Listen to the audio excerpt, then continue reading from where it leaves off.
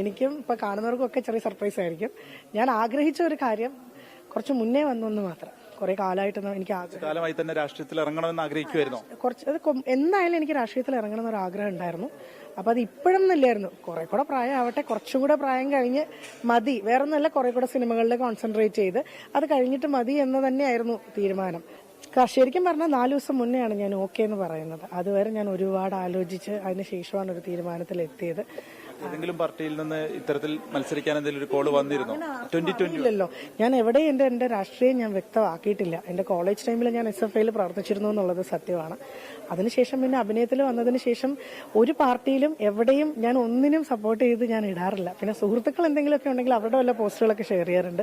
എല്ലാ പാർട്ടിയിലും ഒരുപാട് അതെ, ഇന്റർവ്യൂവിൽ ചോദിക്കുന്ന സമയത്തും തെരഞ്ഞെടുപ്പിന്റെ സമയത്തും എന്റെ പാർട്ടി ചോദിക്കുമ്പോഴും ഞാൻ പറയാറുണ്ട് എനിക്ക് വ്യക്തമായ രാഷ്ട്രീയമുണ്ട്, പക്ഷെ അത് പറയേണ്ട സമയമായിട്ടില്ല. പക്ഷെ ഇപ്പോൾ അത് അറിയേണ്ട സമയമായിട്ടുണ്ട്. ഒരുപാട് സന്തോഷം. 2020 അതെ, 2020 എന്ന് പറഞ്ഞ കൺസെപ്റ്റ് നമുക്ക് അറിയാം. ഒരുപാട് സക്സസ്ഫുൾ ആയിട്ട് നമ്മൾ കണ്ടതാണ്. ഓൾറെഡി കിഴക്കമ്പലത്ത് ഇത്രയും വികസനം വന്നു, ഭക്ഷ്യസുരക്ഷ ഉറപ്പാക്കി അവര്.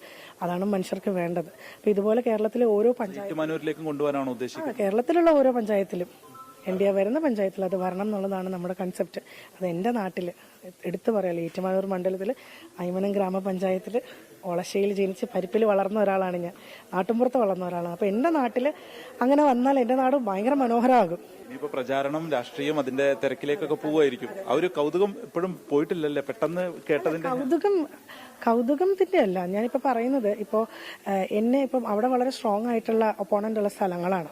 അപ്പോ ഞാനിപ്പോ ഈ പുതിയ ഒരാള് രാഷ്ട്രീയത്തിൽ മുൻ പരിചയമില്ലാത്ത വീണ ഇവളെ അഭിനയിച്ചിട്ട് വന്നിട്ട് ഇവളെ എന്ത് ചെയ്യാനാ എന്ന് ചോദിക്കുന്നവരോട് എനിക്ക് പറയാനുള്ള ഒറ്റ ഒരു കാര്യമുള്ളൂ.